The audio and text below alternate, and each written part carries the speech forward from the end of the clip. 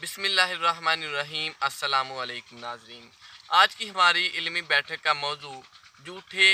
नबूवत के दावेदारों के बारे में है। हज़रत इसके बारे में कुछ कहेंगे? बिस्मिल्लाहिर्रहमानिर्रहीम। तमाम अहले इस्लाम का अकीदा और नज़रिया यह है कि अल्लाह पाक ने नबी करीम सल्लल्लाहु अलैहि वसल्लम की ज़ात अक़दस पर सिलसिला नबूवत और रसालत को ख़त्म कर दिया।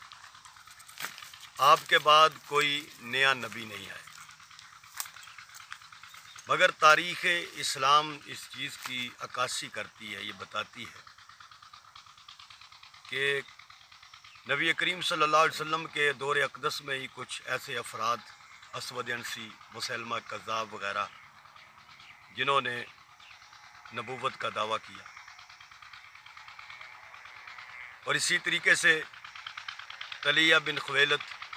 उसने भी नबूवत का दावा किया, और ये सारे अपने आप को नबी कहते थे। और सहाबा इकराम ने इस अकीदे और नज़रिए के तहफ़्फ़ुज़ के लिए कि रसूल करीम सल्लल्लाहु अलैहि वसल्लम आखिरी नबी हैं, आपके बाद कोई नया नबी नहीं आएगा, इस नज़रिए के लिए सहाबा इकराम मैदान में उतरे और बाकायदा इन झूठे मुद्दआन नबूवत के साथ जिहाद किया और इस्लाम का साफ़ सुथरा चेहरा दुनिया के सामने रखा।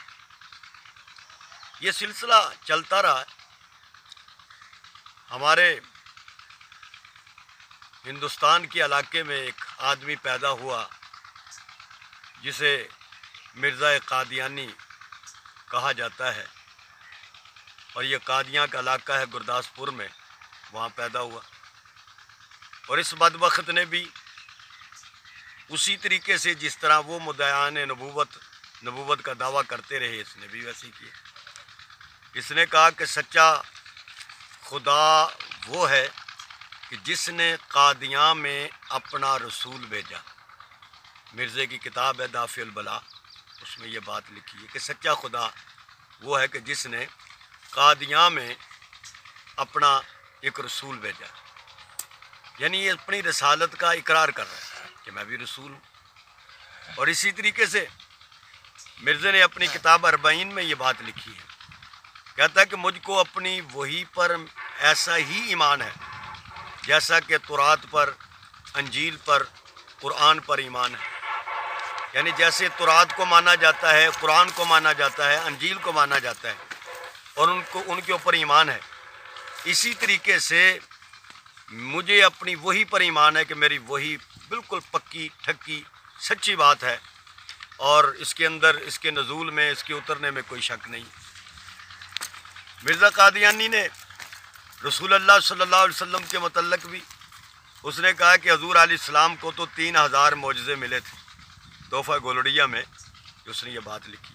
कि 3000 मोजज़ात नबी करीम सल्लल्लाहु अलैहि वसल्लम लेके ज़ाहिर हुए। और इस बदबख्त ने हकीकतुल वही में अपने बारे में लिखा कि जो मेरे लिए निशान ज़ाहिर हुए वो 3 लाख से भी ज़्यादा है। यानी इसने अपनी एक बढ़तरी, एक शान को बयान किया है कि मैं इतनी शान वाला नबी बनकर आया हूँ कि मेरे जो मौजज़ात हैं वो 3 लाख से भी ज़्यादा हैं, और जो ज़ात और शख्सियत मकसूद कायनात है, जिनकी वजह से अल्लाह पाक ने सारी कायनात को बनाया और जिन पर अल्लाह पाक ने सारी अज़मतें और शानों का इख्तिताम किया, जिनकी ज़ात पर अल्लाह पाक ने तकमील दीन व ईमान फरमाई, जो अफ़ज़ल बशर इमामुल अंबिया सैयदुल मुरसलीन हज़रत मोहम्मद मुस्तफ़ा सल्लल्लाहु अलैहि वसल्लम हैं, उनके बारे में क्या कह रहा है कि ये 3000 मोजज़े लेकर आए और मेरे निशानात जो हैं वो 3 लाख से भी ज़्यादा हैं। तो इस किस्म की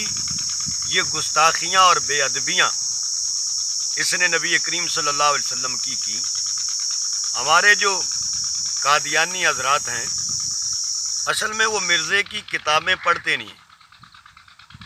اگر وہ مرزے کی جو اس کی لکھی ہوئی کتابیں ہیں ان کا مطالعہ کریں، پڑھیں کہ اس نے کہاں کہاں دھوکہ، کہاں کہاں فراڈ، کہاں کہاں جھوٹ بولا ہے، تو خود ہی انشاءاللہ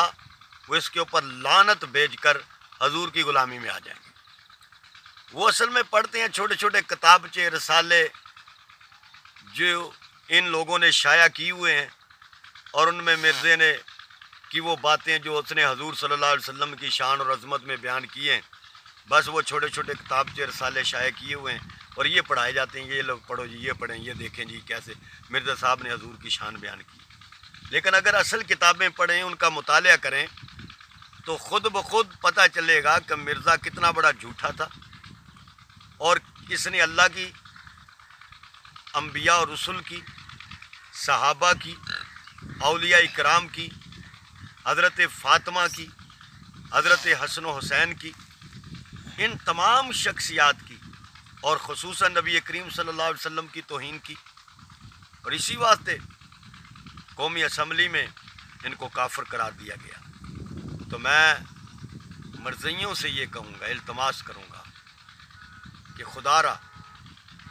یہ دنیا کی زندگی کتنے دن جی لو گے؟ زندگی وہی زندگی ہے جو حضور کی غلامی میں